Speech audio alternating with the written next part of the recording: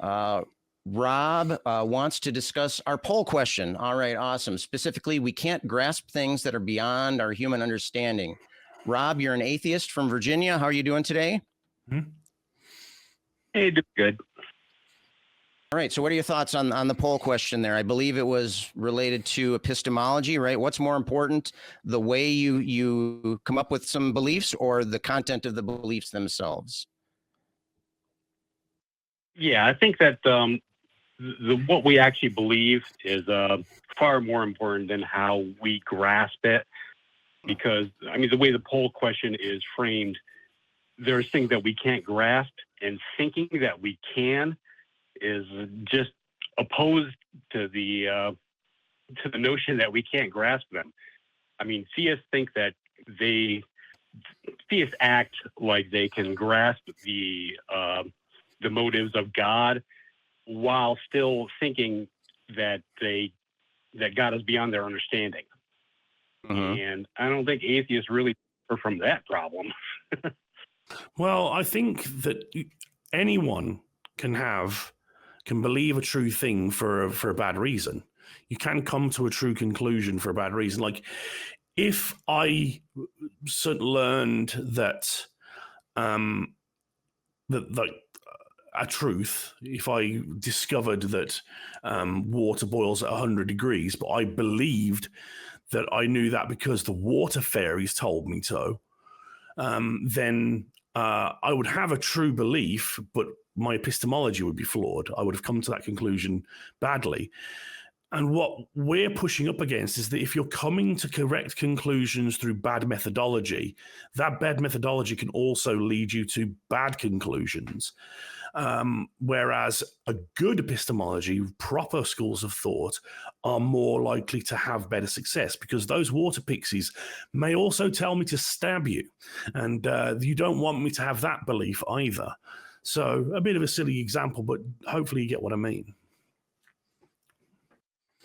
Yeah, I totally get it. It's kind of the same thing as how the Bible says that the Amalekites' children should be murdered, or killed at God's command. But at the same time, killing our own children is kind of a bad thing universally that we think nowadays.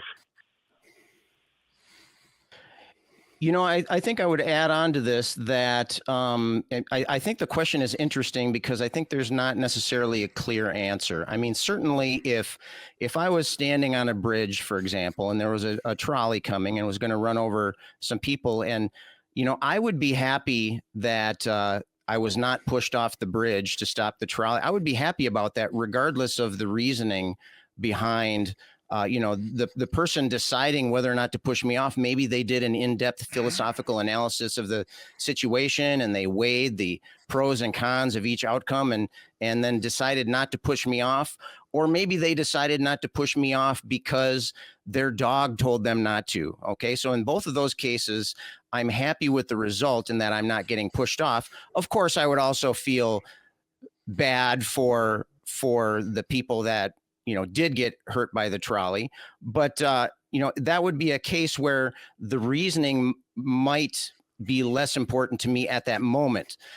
But at the same time, I can say that it makes sense to value the approach to coming up with conclusions, because as Jamie said, if we have a bad epistemology, even if we come up with a right conclusion on occasion, we're bound to have time. Even if we come up to the right conclusion on almost every occasion, we're still open to the possibility that our next decision might be based off of faulty reasoning, or might lead us to a more damaging outcome. And so you kind of lose control of the situation if you just say, I'm going to go with results only. Results are all that matter. And, the ends justify the means, right? So we're happy with this particular law being stricken from the books. And so I'm going to support whomever wants to push that law. They're going to get my support, that kind of a thing. But on the other hand, we also have to take into consideration the effect that supporting that type of thought will have? Will it push other people to make bad decisions, or will it allow us to make bad decisions? Does that make any sense, Rob? Does that kind of jibe at all with what you're getting at? Yeah, absolutely. I'm not trying to be contentious at all, and I can't disagree with anything you say. So what do you think how does it come in about the things that are beyond human understanding? What does that add to is that like an acknowledgement? Is that like intellectual humility? Is that what we're talking about? And that we should not overstep our knowledge? Or what is that? Should we take risks in situations where we don't have all the information? How exactly does that impact the calculus here that we're talking about? Yeah, we do all take risks that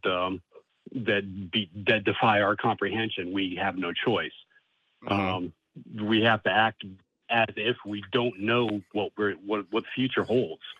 Mm-hmm. And the idea that there's a God who's in charge of everything and that actually has decided or knows what the future holds and has decided that the future will contain what exists, and has decided that it's going to create things that it condemns on purpose, that it hates, doesn't make sense.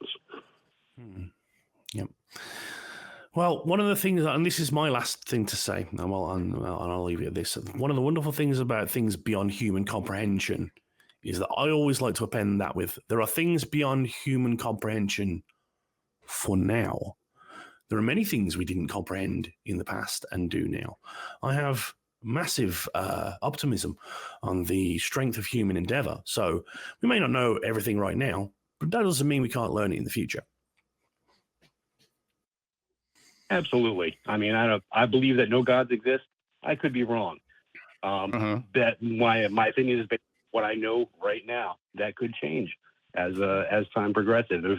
If there's a God, he decides to reveal himself. Sure, okay, you're God. Until then, I don't see much of a chance of that happening.